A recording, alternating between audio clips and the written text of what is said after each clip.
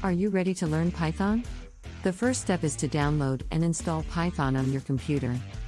Next, familiarize yourself with the basic syntax and data types, such as strings and numbers. Try writing simple programs to print messages or perform basic calculations. As you become more comfortable with the basics, start exploring more advanced concepts like loops, functions, and libraries. Online tutorials and resources like Codecademy and Coursera can be very helpful in this journey. Practice writing more complex programs and experimenting with different libraries and frameworks. Building small projects or contributing to open-source projects can be a great way to learn and gain experience.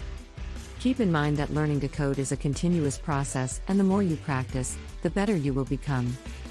Keep pushing yourself and don't be afraid to ask for help when you need it. With dedication and hard work, you'll be writing Python like a pro in no time.